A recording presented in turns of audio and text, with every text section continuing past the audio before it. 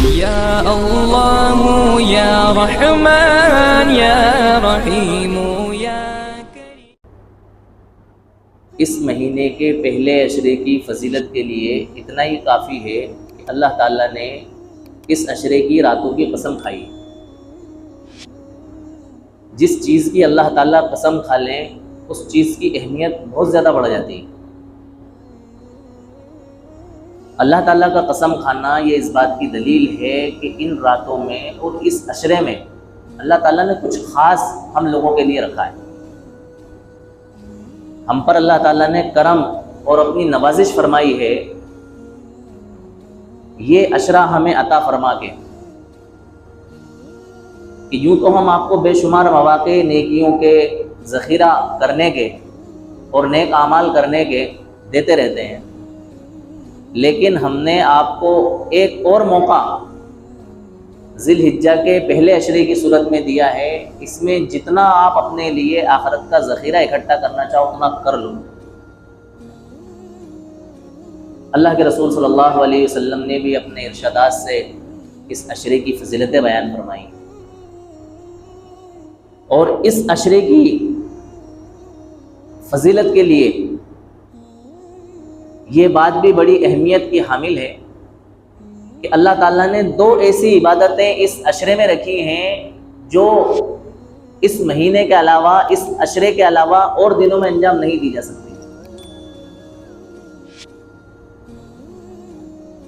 ویسے ہم جو دوسری عبادتیں کرتے ہیں وہ عبادتیں ہم کبھی بھی انجام دے سکتے ہیں نفلی عبادت کی شکل میں، لیکن قربان جائیں اللہ تعالیٰ پر کہ جو خاص عبادتیں اس مہینے کے اندر رکھی ہیں وہ عبادتیں ہم نفلی طور پر بھی اگر اس عشرے کے علاوہ، ان دنوں کے علاوہ، اس مہینے کے علاوہ کرنا چاہیں تو نہیں کر سکتے، نفلی طور پر بھی ادا نہیں کر سکتے۔ نماز، فرض نمازیں ہم پڑھتے ہیں، فرض نمازوں کے اوقات مقرر ہیں۔ نفل نماز کے لیے ہم جب چاہیں نماز پڑھ سکتے ہیں مکروہ اوقات کے علاوہ، کوئی پابندی ہمارے لیے نہیں۔ زکوٰۃ کے لیے اللہ تعالیٰ نے یہ حکم دیا کہ اگر آپ کے پاس اتنا مال ہے جس پر زکوٰۃ واجب ہوتی ہے اور آپ کے اس مال پر آپ کو سال گزر جائے اسی کنڈیشن میں، تو آپ کے اوپر زکوٰۃ واجب ہے سال میں ایک مرتبہ۔ نفلی زکوٰۃ، نفلی صدقات ہم جب چاہیں، جتنا چاہیں، جیسے چاہیں کر سکتے ہیں۔ روزے کے لیے اللہ تعالیٰ نے رمضان المبارک کا مہینہ مقرر کیا کہ فرض روزے آپ کو اس میں رکھنا ہی ہے، اس کے بغیر کوئی چارہ نہیں، لیکن نفلی روزے کچھ مخصوص دنوں کے علاوہ ہم جب چاہیں رکھ سکتے ہیں، کوئی پابندی نہیں ہے۔ لیکن وہ جو دو عبادتیں میں آپ کو بتا رہا ہوں وہ ایسی ہیں جن کو ہم اور دوسرے دنوں میں ادا نہیں کر سکتے، نفلی طور پر بھی ادا نہیں کر سکتے۔ وہ دو عبادتیں کون سی ہیں؟ ایک ہے حج اور دوسری ہے قربانی۔ ان دو عبادتوں کو صرف انہی دنوں میں، اسی مہینے کے مخصوص دنوں میں ادا کیا جائے گا۔ اس کے علاوہ دوسرے دنوں میں ان کو ہم نفلی طور پر بھی ادا کرنا چاہیں تو نہیں کر سکتے۔ حالانکہ مکہ مکرمہ کے اندر کعبۃ اللہ موجود ہے، سال کے 12 مہینے موجود ہے، جب چاہے انسان اس کا طواف کر سکتا ہے۔ مکہ شہر سے لگا ہوا مینا موجود ہے جہاں پر حاجی قیام کرتے ہیں، اسی سے کچھ دوری کے اوپر مزدلفہ ہے جہاں پر حاجی رات گزارتے ہیں، اس سے کچھ دوری پر عرفات ہے جہاں پر کچھ دیر کے لیے حاجی قیام کرتے ہیں۔ مینا میں جمرات ہیں جہاں پر حاجی شیطان کو کنکری مارتے ہیں۔ ساری چیزیں موجود ہیں، سال کے دیگر دنوں میں بھی ساری چیزیں موجود ہیں، لیکن سال کے اور دوسرے دنوں میں یہ عبادت انجام نہیں دی جاتی۔ اور دیکھو اس میں بھی اللہ تعالیٰ کی حکمت ہے، اگر اس حج کے علاوہ جو ان دنوں کے اندر ہوتا ہے اور دنوں میں بھی حج کرنے کی اجازت ہوتی تو آج کے زمانے کے لحاظ سے ایسا لگتا ہے کہ لوگ پیٹ بھر بھر کے لوگوں کو بیوقوف اور الو بناتے، کیونکہ وہاں کوئی دیکھنے تھوڑی جاتا۔ کہاں گئے تھے کہ حج کرنے گئے، حج کر کے آ گئے، بھلی سے وہ عمرہ کر کے آ گئے یا گھوم پھر کے آ گئے، کچھ بھی کر کے آ گئے، سال میں 10-12 چکر لگاتے اور آ کر کے لوگوں کو بتا دیتے کہ میں نے اتنے حج کر لیے، میں کیا کر کے آیا، حج کر کے آیا، کون دیکھنے جاتا۔ لیکن اللہ تعالیٰ نے مخصوص حج کے دن بنا کر کے یہ چانس اور یہ آپشن ختم کر دیا کہ تم لوگوں کو اب بے وقوف نہیں بنا سکتے۔ ہاں آپ عمرہ کرنے کے لیے جاؤ سال بھر میں، جب آپ کو موقع ملے، وقت ملے، آپ کو اللہ تعالیٰ حیثیت دے دے، آپ کرنے کے لیے جاؤ۔ لیکن عمرے میں بھی اب غلو یہ ہو رہا ہے کہ جس کو اللہ تعالیٰ نے اچھا نوازا ہے، دے دنا دن اتنے عمرے کر رہا ہے انسان کہ بس عمرہ ہی سب کچھ اس نے اپنے لیے سمجھ لیا، نفلی حج سب کچھ اس نے اپنے لیے سمجھ لیا۔ ارے اللہ تعالیٰ نے آپ کے اوپر حج فرض کیا، آپ نے اپنا فریضہ ادا کر لیا، بہت ہے۔ 2-4 بار عمرہ کر کے آ گئے، بہت ہے۔ زیادہ پیسہ اللہ تعالیٰ نے آپ کو دیا ہے، آپ اپنے غریب رشتہ داروں کو ڈھونڈو، ان کی ضرورتوں کو پوری کرو، ان کے مسائل حل کرو، ان کے بچوں کی پڑھائی لکھائی کا انتظام کرو، ان کی غربت دور کرو، ان کے لیے بزنس اور تجارت کا موقع فراہم کرو، ان کو تعاون کرو، ان کو سپورٹ کرو۔ میں سمجھتا ہوں آپ کے نفلی حج اور نفلی عمروں سے زیادہ یہ زیادہ فضیلت کا حامل بنے گا کہ آپ اپنے رشتہ داروں کی، اپنے محلے اور پڑوس کے لوگوں کی کیا کر دو، مدد کرو۔ تو میں یہ کہہ رہا تھا کہ یہ جو دن چل رہے ہیں، شروع ہونے والے ہیں آج سے انشاءاللہ، یہ دن بڑی اہمیتوں کے حامل ہیں۔ ان دنوں میں ہمارے لیے کچھ اعمال ہیں کرنے کے۔ سب سے پہلا عمل جو ہماری طرف متوجہ ہوتا ہے اللہ تعالیٰ کا حکم، وہ یہ ہے کہ جن لوگوں کا قربانی کرنے کا ارادہ ہے، ارادے کا مطلب یہ نہیں ہے کہ ہمارے دل میں خیال آیا کہ بھئی قربانی کرنا ہے تو ہم نے کر لی، اور ہمیں لگا کہ نہیں یار اس سال تو ہاتھ تھوڑا سا تنگ ہے تو ہم نے قربانی کو کیا کر دیا، کر دیا۔ ارادے کا مطلب یہ ہے کہ جن کے اوپر قربانی بنتی ہے، جن پر قربانی واجب ہو رہی ہے، تو اب ظاہر بات ہے جب قربانی واجب ہو رہی ہے تو ان کو کرنا ہی کرنا ہے۔ تو جن لوگوں کو قربانی کرنا ہے ان کو چاہیے کہ وہ ذی الحجہ کا چاند دیکھنے کے بعد اپنے بدن کے حصے کے ناخن اور بالوں کو نہ تراشے نہ کاٹے، بدن کے کسی بھی حصے کے، صرف اس کا تعلق داڑھی منہ سے نہیں ہے۔ اور اگر ایسے بال ہیں جن کو کاٹنا ضروری ہے، نہ کاٹنے پر گناہ میں انسان شامل ہو سکتا ہے، داخل ہو سکتا ہے، تو ان بالوں کو انسان ذی الحجہ سے پہلے کیا کر لے، صاف کر لے۔ اور اگر وہ بال اتنے بڑے ہو گئے ہیں کہ اب انسان جو ہے گناہ کے زمرے میں داخل ہو رہا ہے، تو پھر وہ چاند دیکھنے کے بعد بھی ان بالوں کو کیا کر سکتا ہے، صاف کر سکتا ہے۔ بہرحال اللہ تعالیٰ کی طرف سے جو یہ حکم ہے، اللہ کے رسول صلی اللہ علیہ وسلم کا فرمان ہے کہ ذی الحجہ کا چاند دیکھنے کے بعد جس شخص کو قربانی کرنے کا ارادہ ہے وہ اپنے بال اور ناخن نہ کاٹے۔ یہ حکم استحبابی ہے، یعنی یہ عمل اللہ تعالیٰ کو پسند ہے۔ آپ اس عمل پر عمل کرو گے، اس حکم پر عمل کرو گے تو اللہ تعالیٰ کی طرف سے نیکیاں آپ کو ملیں گی، ثواب ملے گا، نہیں کرو گے تو کوئی گناہ نہیں ملے گا۔ بھائی انسان جب اپنی جان کے بدلے میں جانور کی قربانی اللہ تعالیٰ کے سامنے پیش کر رہا ہے تو تھوڑی سی اپنے نفس کی بھی قربانی پیش کر دے۔ 10 دن میں کیا فرق پڑے گا؟ چاند دکھنے سے پہلے اپنے بال کاٹ لے، چاند دکھنے سے پہلے اپنے ناخن تراش لے، اور 10 دن اپنے آپ کو جب تک اس کی قربانی نہ ہو جائے ان چیزوں کو نہ کاٹے۔ بظاہر ہمیں ایسا لگ رہا ہے کہ یہ عمل دکھنے میں بہت چھوٹا اور معمولی ہے، لیکن حقیقت میں اس عمل پر اللہ تعالیٰ ہمیں کیا دینا چاہتے ہیں اس کا ہم اندازہ نہیں لگا سکتے۔ جیسا کہ میں نے شروع میں بتلایا کہ اس مہینے میں جو ایک عبادت انجام پاتی ہے وہ کون سی عبادت ہے؟ حج کی عبادت۔ جب حاجی حج کے لیے جاتے ہیں تو سب سے پہلے ان کے اوپر جو پابندی عائد ہوتی ہے وہ کیا؟ سلے ہوئے کپڑے نہیں پہننا ہے، بلکہ کیا باندھنا ہے آپ کو؟ 2 چادریں اپنے بدن پر لپیٹنا ہے احرام کی شکل میں، سلے ہوئے کپڑوں پر پابندی۔ پھر دوسری پابندی یہ ہے کہ آپ کو خوشبو استعمال نہیں کرنا ہے،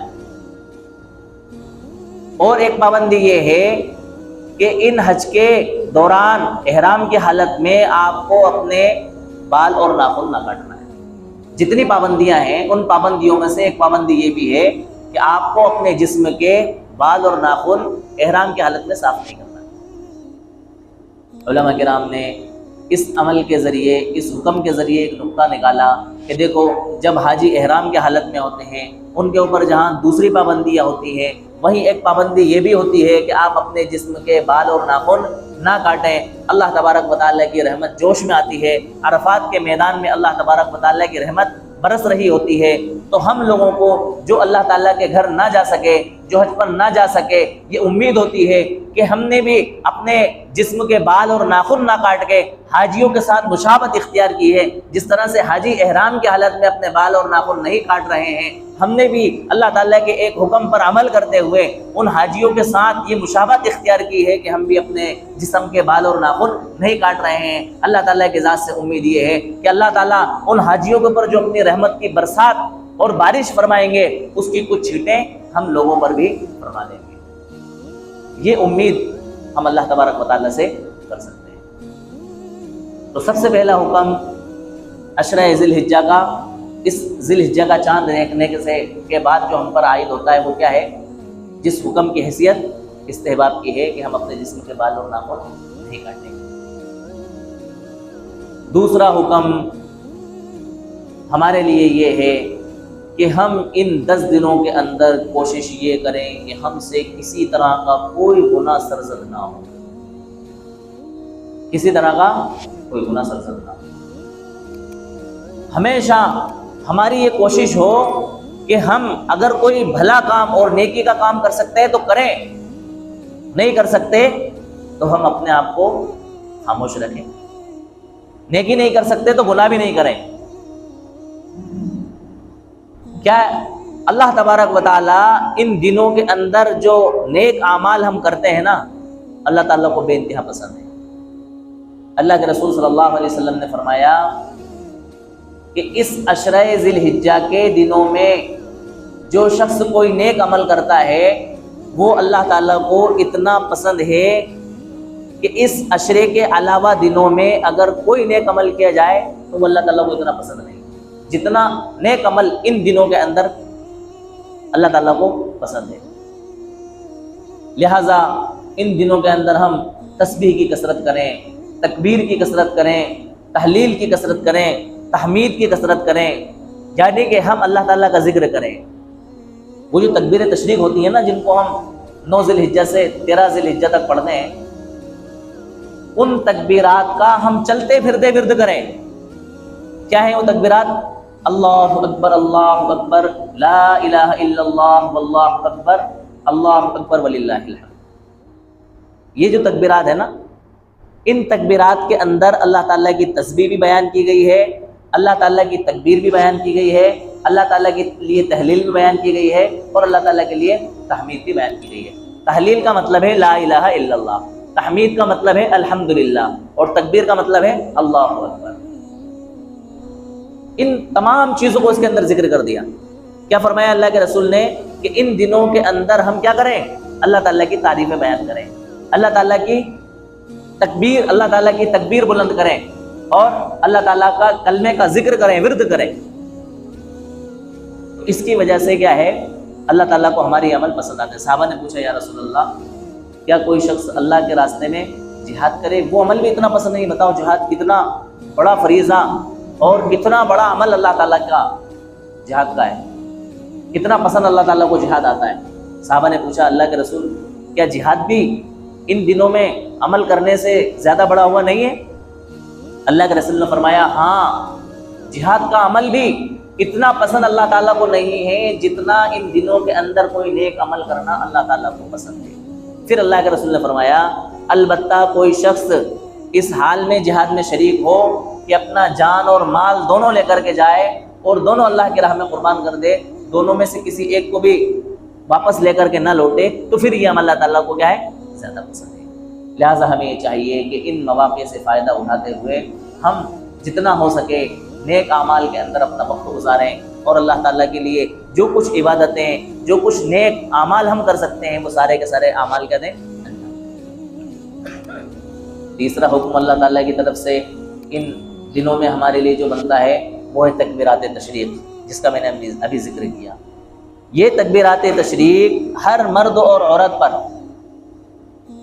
ہر فرض نماز کے بعد ایک مرتبہ پڑھنا واجب ہے۔ کیا ہے؟ واجب۔ واجب کا مطلب یہ ہے کہ آپ کو پڑھنا ضروری ہے، اگر نہیں پڑھو گے تو آپ کو گناہ ملے گا۔ چاہے آپ جماعت کے ساتھ نماز پڑھ رہے ہیں یا انفرادی اپنی الگ نماز پڑھ رہے ہیں، نماز پڑھنے کے بعد فوراً ان تکبیرات کا پڑھنا ہمارے اوپر کیا ہے؟ واجب۔ متوسط آواز سے مرد پڑھیں گے اور آہستہ آواز سے عورتیں پڑھیں گی۔ ہوتا کیا ہے کہ مرد حضرات تو مسجدوں کے اندر نماز پڑھتے ہیں، تو کسی کو اگر یاد نہیں بھی آتی ہے تو دوسرے حضرات کے پڑھنے کی وجہ سے وہ تکبیرات کیا ہو جاتی ہیں؟ یاد ہو جاتی ہے اور سب لوگ پڑھ لیتے ہیں۔ لیکن یہی مرد حضرات اگر اپنی الگ نماز پڑھیں یا ان کی جماعت چھوٹ جائے تو مرد حضرات کو بھی یہ تکبیر یاد نہیں رہتی ہے۔ اہتمام کرنا چاہیے، ہمیں کوشش کرنا چاہیے، نماز کے بعد اگر پھر یاد آ جائے تو ہمیں فوراً اس تکبیر کو کیا کر لینا چاہیے؟ پڑھ لینا چاہیے۔ یہ تو مردوں کی غفلت۔ خواتین کی غفلت یہ ہے کہ خواتین کے بارے میں شاید ہمارے معاشرے میں یہ بات مشہور ہے کہ عورتوں کے اوپر یہ کوئی تکبیر واجب نہیں ہے۔ ہماری خواتین جو ہے نا نیکیوں کے معاملے میں اور دین کے معاملے میں بہت سست ہیں، خصوصاً نماز کے معاملے میں۔ گھر کے ماحول نہیں ہوتے، دینداری نہیں ہوتی، ان کو دینی تعلیم کا پتہ نہیں ہوتا، نماز میں کیا پڑھا جاتا ہے اس کا بھی نہیں پتہ ہوتا۔ یہ بھی ہمارا ایک دکھ ہے، ہمارا رونا ہے کہ ہماری خواتین میں دینی بیداری نہیں ہے۔ ایسی خواتین تو ہمیں مل جائیں گی جن خواتین نے دنیاوی تعلیم بہت اچھی طرح سے حاصل کی ہے، اگر وہ کہیں جاب کرنا چاہیں تو جاب کر سکتی ہیں، ان کے پاس بڑی بڑی ڈگریاں ہیں، لیکن دینی تعلیم میں اگر ان کی سورہ فاتحہ کو صحیح سے سنا جائے تو ان کی سورہ فاتحہ میں بھی کیا نکلیں گی؟ غلطیاں نکلیں گی۔ نماز میں کتنی صورتیں پڑھنا ہے، کون سی نماز میں کتنی رکعتیں ہیں، خیر رکعتیں تو ایک موٹی سی بات ہے، معلوم رہتی ہے، لیکن نفل میں کتنی رکعتوں میں سورت ملانا ہے، فرض میں کتنی رکعت میں سورت ملانا ہے، اتحیات میں کیا پڑھنا ہے، قاعدے کے اندر اتحیات، اسی طرح سے درود شریف ہے، دعائے معصورہ ہے، یعنی کہ نماز کے جو موٹے مسائل ہیں، نماز میں جو پڑھنے والی چیزیں ہیں ان کا اکثر خواتین کو پتہ نہیں۔ میں سب کی بات نہیں کر رہا، لیکن اکثر خواتین کو ایسا علم نہیں ہے۔ تو خواتین کے ذمے یہ واجب ہے کہ فرض نماز کے بعد وہ آہستہ آواز سے اپنی جگہ پر ان تکبیرات کو کیا کریں گی؟ پڑھیں گی۔ اور خواتین کو یاد نہیں رہتا ہے تو اس کے لیے بہترین شکل یہ ہے کہ ان تکبیرات کو کسی ایک کاغذ پر لکھ کر کے جہاں وہ نماز پڑھتی ہیں دیوار کے اوپر لگا دیں۔ جیسے نماز سے فارغ ہوں گی دیوار کے اوپر نظر پڑے گی، ان کو وہ تکبیرات یاد ہو جائیں گی، پھر ان کے لیے تکبیرات پڑھنا کیا ہو جائے گا؟ آسان ہو جائے گا۔ تو اللہ تبارک و تعالیٰ نے اس عشرے کے اندر بے شمار موقع ہمیں ایسے دیے ہیں کہ جن موقعوں کے ذریعے ہم اپنا کنیکشن اور اپنا تعلق اللہ تعالیٰ سے جوڑ سکتے ہیں۔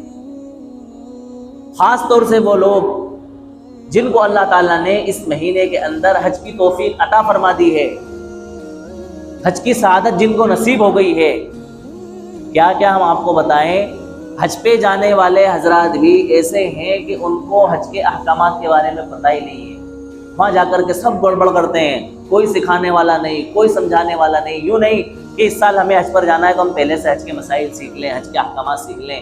ہندی میں بھی کتابیں موجود ہیں، انگلش میں کتابیں موجود ہیں، اردو میں کتابیں موجود ہیں، علماء ہمارے پاس موجود ہیں، سب کچھ ہونے کے باوجود بھی سب جو ہے نا گولمال چل رہے ہیں، بتانے والے بھی سست، سننے والے بھی سست، سیکھنے والے بھی سست، سکھانے والے بھی سست۔ کوئی زحمت ہی نہیں اٹھاتا کہ مجھے یہ مسائل بتا دو۔ ابھی قربانی کے دنوں میں آپ دیکھنا کتنے غلطیاں کریں گے۔ میرا ٹاپک قربانی کا اگلے ہفتے میں ہے آنے والے، اس لیے میں اس بات پر نہیں آ رہا ہوں کیونکہ ٹائم کا تو مسئلہ رہتا ہے، اس لیے اسی وقت میں اپنوں کو ساری باتیں سمجھنا رہتی ہیں، اس لیے جو ٹاپک چلتا ہے بس بات اسی کے اوپر ہوتی ہے، کوشش یہ کی جاتی ہے۔ ادھر ادھر بھاگیں گے تو پھر باتیں تو لمبی ہو جائیں گی نا، آدھا گھنٹہ کے اندر یہ سلیکٹ کرنا بھی مشکل ہوتا ہے کہ کیا چھوڑیں کیا بولیں، اس لیے بعض مرتبہ اتنی دقت آتی ہے کہ بات کرنا ہی مشکل ہو جاتا ہے، کیونکہ بہت ساری چیزیں ایسی ہوتی ہیں کہ یہ چھوڑیں کہ یہ بولیں، یہ چھوڑیں کہ یہ بولیں۔ تو بہرحال بات یہ ہے کہ حج پہ جو لوگ جاتے ہیں ان جانے والوں کو بیچاروں کو نہیں پتا ہوتا ہے کہ ہم سے وہاں کیا غلطیاں ہو جائیں گی جس کی وجہ سے دم ہو جائے گا، کیا احکامات ہم سے چھوٹ جائیں گے جن کی وجہ سے ہمارا حج ہی نہیں ہوگا، سیکھتے بھی نہیں وہ۔ اتنی موٹی رقم خرچ کر کے حج پر جا رہے ہیں، اتنا پیسہ خرچ کر رہے ہیں، لیکن اس کے لیے ان کو پہلے سے یہ فکر نہیں ہے کہ ہم حج پر جا رہے ہیں تو اس کے احکامات سیکھ لیں، حج کے مسائل سیکھ لیں۔ اگر ہمارے بدن کا کوئی بال ہم نے احرام کے دوران توڑ دیا یا کاٹ لیا یا کوئی بال ہم نے توڑ ڈالا تو ایسی صورت میں ہم پر کیا لازم ہوگا؟ دم لازم ہوگا، ہمیں کیا جرمانہ اس میں دینا پڑے گا، خوشبو کا استعمال کر لیا تو ہمیں کیا جرمانہ دینا پڑے گا، احرام ہم نے کھول دیا تو کیا جرمانہ دینا پڑے گا. بڑے مسائل ہیں، ان کو سیکھنا چاہیے. حج کے اوپر اللہ تعالیٰ نے جتنے فضائل اور برکات فرمائے ہیں نا، وہ مقبول حج پر بیان فرمائے ہیں، مردود حج پر نہیں. مقبول کا مطلب جس کو اللہ تعالیٰ نے قبول کر لیا، مردود کا مطلب جس کو اللہ تعالیٰ نے ریجیکٹ کر دیا. ہمارے حاجیوں کی اکثر و بیشتر کنڈیشن یہ ہوتی ہے کہ ان کا حج ان کے اعمال دیکھ کے ایسا لگتا ہے کہ ریجیکٹ کر دیا جاتا ہے. یہاں تک کہ ہمارے حاجیوں کو یہ نہیں پتا ہے کہ حج کے دوران ہمیں چپلیں کون سی استعمال کرنا ہے. یہ تو ہم اللہ تعالیٰ کا شکر ادا کریں کہ ہمیں علماء کا طبقہ ملا ہوا ہے جو ہمیں بتاتا رہتا ہے وقتاً فوقتاً، تو ہمیں مسائل معلوم ہوتے رہتے ہیں، تو ہمیں بہت ساری چیزیں پتہ چل جاتی ہیں. میں نے اپنی آنکھوں سے دیکھا کہ بہت سارے عمرہ کرنے والے لوگ، ان کو صرف یہ پتا ہے کہ ہمیں جوتے نہیں پہننا ہے، حج کے دوران چپل پہننا ہے. اب وہ کوئی سی بھی چپل ہو، ایک چپل وہ آتی ہے جو پیچھے سے کھلی ہوئی ہوتی ہے اور آگے سے پوری پیک ہوتی ہے، دیکھیے نا آپ سب حضرات نے. ایک وہ جو بالکل ہوائی چپل آتی ہے نا، تھوڑی سی ہلکی سی جس میں سوراخ ہوتے ہیں اوپر، وہ چپل میں نے اپنی آنکھوں سے عمرہ کرنے والے لوگوں کو پہنتے ہوئے دیکھا. وہ کوئی باہر کی کنٹری کے لوگ تھے، ان کے پاس کسی نے پیغام نہیں پہنچایا، بس ان کو کسی نے بول دیا کہ بھئی احرام کی حالت میں آپ کو کیا پہننا ہے، چپل پہننا ہے. چپل پہن لی انہوں نے، جوتا نہیں پہنا. حالانکہ حقیقت میں حکم یہ ہے کہ ہمارے پیر کا جو ابھرا ہوا حصہ ہے، یہ والا حصہ، یہ دیکھ رہے ہیں آپ، یہ والا حصہ، یہ حصہ حج کے دوران کھلا ہوا ہونا چاہیے، چھپا نہیں ہونا چاہیے. صرف یہ منشا ہے شریعت کی. اب اس کے لیے بیسٹ آپشن یہ ہے کہ آپ سلیپر پہن لیں، 2 بدی والی جو چپل ہوتی ہے، تو اس کو پہننے کی وجہ سے آپ کا یہ اوپر والا حصہ کیا ہو جائے گا، اوپن ہو جائے گا، جس کی وجہ سے آپ احرام میں داخل ہو جائیں گے. جو پابندیاں آپ کے اوپر عائد ہوتی ہیں ان پابندیوں میں آپ شامل ہو جائیں گے. اب جس آدمی کو مسئلہ نہیں معلوم ہے، اللہ تعالیٰ کا حکم نہیں معلوم ہے، وہ کیا کرے گا؟ اس کو صرف یہ پتا ہے کہ مجھے احرام کی حالت میں جوتے نہیں پہننا ہے، کیا پہننا ہے، چپل پہننا ہے. تو چپل تو کئی طرح کی آتی ہے. اب جب اس نے وہ پیک والی چپل پہن لی جو پیچھے سے کھلی ہوئی ہے، تو بتاؤ اس کا یہ والا حصہ کھلے گا کہ ڈھکے گا؟ ڈھک جائے گا نا. ڈھک جانے کی وجہ سے اب جو اللہ تعالیٰ کا حکم تھا وہ حکم ٹوٹے گا، جس کی وجہ سے اس کے احرام میں مسٹیک آئے گی، پھر اس کے اوپر دم لازم آئے گا. لیکن انسان کو پتہ بھی نہیں ہوتا ہے اور وہ دم بھی نہیں دیتا، اور اس کا حج کیا ہو جاتا ہے، ناقص ہو جاتا ہے. اچھا ایک چیز اور، ہم نے ہمارے لیے حج اتنا مشکل بنا لیا کہ ہم آسانی سے حج کر سکتے ہیں، لیکن کچھ پابندیاں ہم نے زبردستی کی اپنے اوپر عائد کر لی. وہ بھی میں واضح کر دوں کیونکہ میرا اصل ٹاپک حج کا ہی تھا. 2 باتیں مجھے بیان کرنا تھی، تو میں قربانی اگلے ہفتے میں لے لیں گے. اس جمعے میں اپن کیا کر لیں گے، حج کر لیں گے، لیکن وہ عشرے کی فضیلت کی وجہ سے بیچ میں وہ باتیں آتی ہیں. حج ہم نے 2 طرح سے اپنے اوپر مشکل کر لیا. ہمارے اوپر حج فرض ہے، یہ ہمیں پتہ ہے، لیکن ہم نے یہ فرض کر لیا کہ جب تک ہماری بیوی کے لیے حج کا انتظام نہیں ہوگا اس وقت تک ہم حج پر نہیں جائیں گے. صحیح کہہ رہا ہوں نا؟ حالانکہ بیوی پر حج فرض ہے ہی، اس کے پاس خود اس کی اتنی مالیت اور ملکیت نہیں ہے جس کی وجہ سے اس کے اوپر حج فرض ہو. لیکن ہم نے، یہ اچھی بات ہے، ہمیں اتنا خیال کرنا چاہیے، سوچنا چاہیے، لیکن اس کی وجہ سے ہمیں اپنا حج مؤخر نہیں کرنا چاہیے. ہم یہ سمجھتے ہیں کہ بھائی ساری زندگی اس نے میرا ساتھ نبھایا ہے اور میرے ساتھ اس نے وقت گزارا ہے، لہٰذا میں کم سے کم اس کے ساتھ اتنا احسان تو کروں کہ اللہ کا گھر دکھا دوں. تو اس کے انتظام میں ہم اپنا حج 10-12 سال کیا کر دیتے ہیں، مؤخر کر دیتے ہیں. اللہ نہیں کرے اسی دوران اگر ہم دنیا سے رخصت بھی ہوگا تو ہم بھی کیا رہ جاتے ہیں، حج سے محروم رہ جاتے ہیں. ایک پابندی تو ہم نے یہ عائد کری. دوسری پابندی ہم نے یہ کری کہ ہم حج سے پہلے کھانا کرنے کو اور کھانا کھلانے کو اتنا لازم سمجھ رہے ہیں کہ اگر ہم نے لوگوں کو کھانے پر اکٹھا نہیں کیا حج پر جانے سے پہلے تو شاید ہمارا حج قبول نہیں. یہ ایک رسم بن گئی اور دھیرے دھیرے اتنی بڑی یہ رسم بن جائے گی کہ انسان کا حج پہ جانا کیا ہو جائے گا، مشکل ہو جائے گا. بڑے بڑے کھانے ہو رہے ہیں حج کے نام پر کہ بھئی میں حج پہ جا رہا ہوں، ذرا کھانے کا انتظام کر رہا ہے. کیا ہے یہ، کہاں جا رہی ہے ہماری قوم؟ یہ علم نہ ہونے کا نتیجہ ہے.